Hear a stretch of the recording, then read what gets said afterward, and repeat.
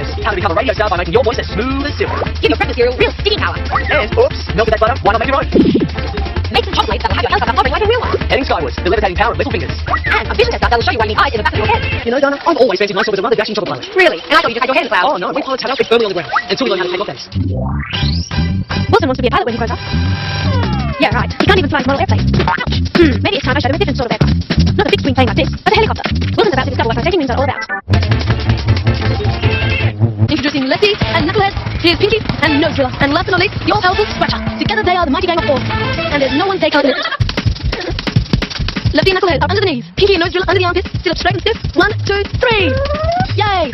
Take a bow, gang of four. The secret is coordination, with everyone lifting at once. The load is shared equally between the gang, and those fingers can easily do the job.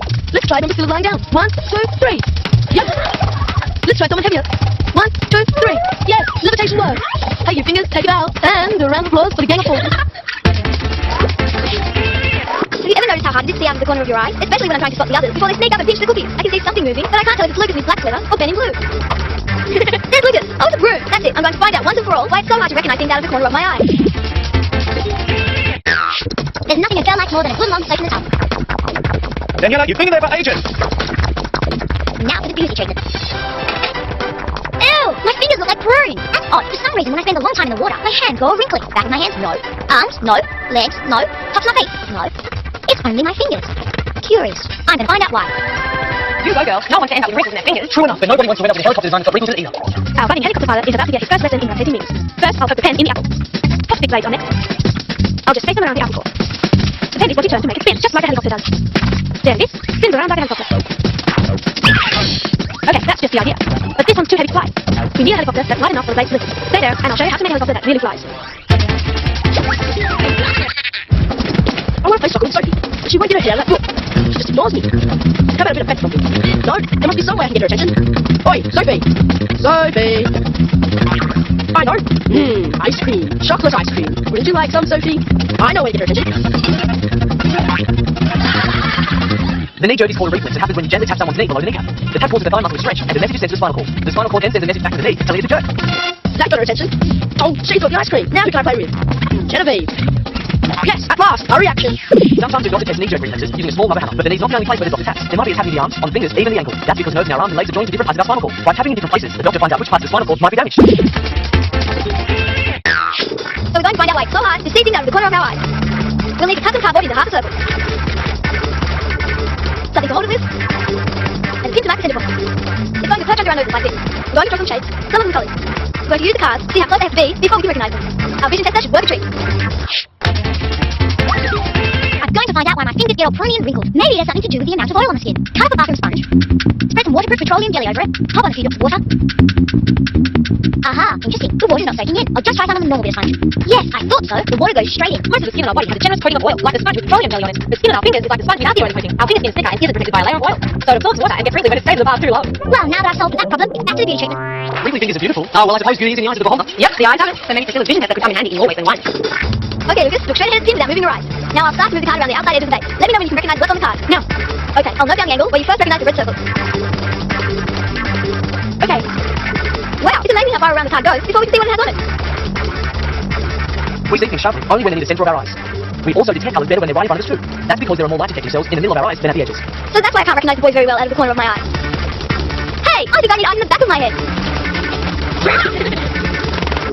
Edge-tailed eagles can see quite as well as humans can. That's because there are more than 10 times as many light-detecting cells in their eyes than ours. Good eyesight helps these birds swoop down and pounce on their prey with pinpoint accuracy. Just think what food I could lay my eyes on if I could see like a bird. Sorry, Donna, I can't think about food now. I'm dying to find out how that homemade helicopter is going to fly. I'm going to show Mr. Pilot here how to make helicopters. All we'll need is paper, scissors, and a few bits and pieces. A simple model first. Rule 2 straight lines this wide. Rule more lines crosswise about here. 3 more lines down here. Now this middle bit I'm shading we're going to keep. You cut either side of the middle bit up to here. Then cut down this line like so. They're going to become our blades. Then I'll get rid of the side bits. I'll fold and add a paper clip forward. And there it is, just like a helicopter. Those spinning blades provide just enough lift for a smooth descent. A helicopter stays in the air because of its spinning blades. Each blade in the rotor is actually a wing. The wing shape creates lift as it slices through the air. The blades create just enough upward lift to balance the helicopter's downward weight. Okay, now we're going to make some blades that spin around the shaft like a real helicopter. Draw a square, lines joining the diagonals, and cut halfway down each diagonal. Then all you do is fold corners in. Pin them down, slip off a bit of a drinking straw, it'll be a spacer. On goes the cork for weight, and left side times. Hey, the wing blades give enough lift to give a soft landing. It's a pinwheel helicopter. Go, pilot! sure look the part. Roxy Stuff Off from 8FM, radio that rocks your world. For my first interview, I'm going out on the street to get the words straight from the kids. And who knows how to do that on the street more than Skater?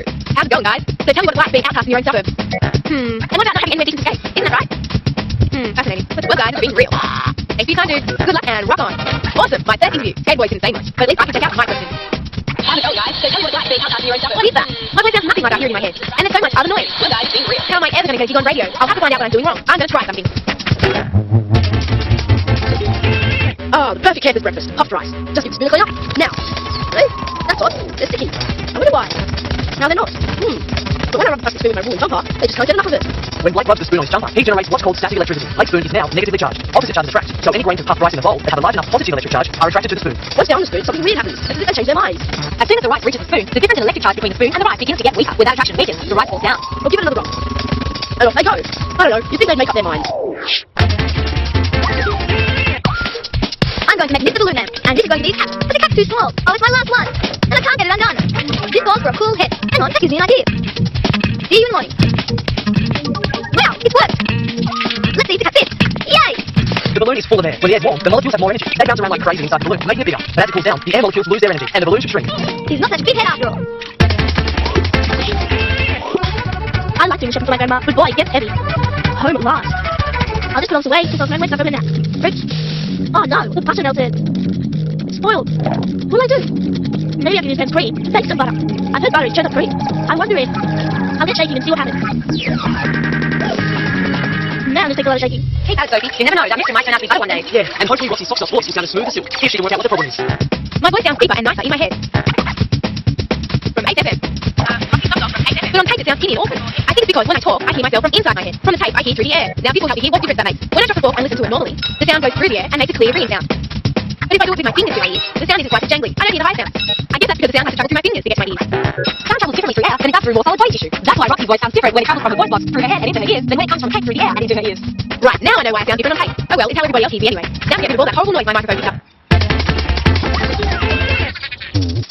Margot's going to be my touch test dummy. We want to find out if some parts of Margot's body are more sensitive to touch than others. First, a feather. Looks like Margot's sensitive to a feather everywhere. Now eyes. Sensitive chest. Neck and shoulders.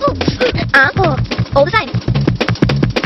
But what about something a bit smaller? The point of a felt tip pen on Margot's shoulder. 1. Good. Now 2. Huh? She thinks it's still only 1. 3 pens. 1. Wrong again. I'm going to investigate this some more. I'm doing something to display my model cars. It's got to be level. Let's try. No, way off. Let's adjust it. No, it's still not level. I've got an idea how to work out whether or not it's level. Half fill a glass with water. Now if I put it on a surface I know it's flat and stick tape exactly along the waterline, if the surface isn't flat, the water won't line up with the tape. What builders use is a spirit level. A spirit level is a tool that tells you when a surface is horizontal. If the bubble is centered, the surface is level. Now for my car display. This end needs to be higher. That's it, perfect.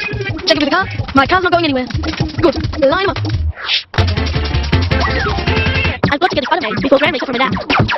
That's about 10 minutes. Let's see what's happening to my butter. Hey, it's starting to work.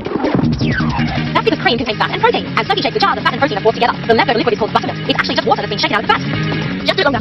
Hang in there, Sophie. You'll get a warm, fuzzy feeling if you manage to make that butter. Well, Sophie's the lucky one because Margot's about to get a sharp, pointy feeling. My felt pen touch test on Margot's shoulder was interesting. 3 pens, but she only felt 1. I'm going to try it on her hand.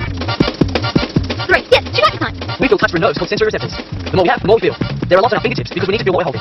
But other places don't need to be so sensitive. The receptors are further apart, so 2 or 3 pens can feel like 1. Now for my next touch test. You stay there, Margot. All I think she's feeling now is a touch lonely. Shake that butter. Shake that butter. I think it's that. Yep, it's buttery alright.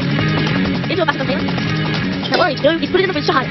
When Gran gets up, she'll have all the butter she needs. As it is, well, in the bin for you.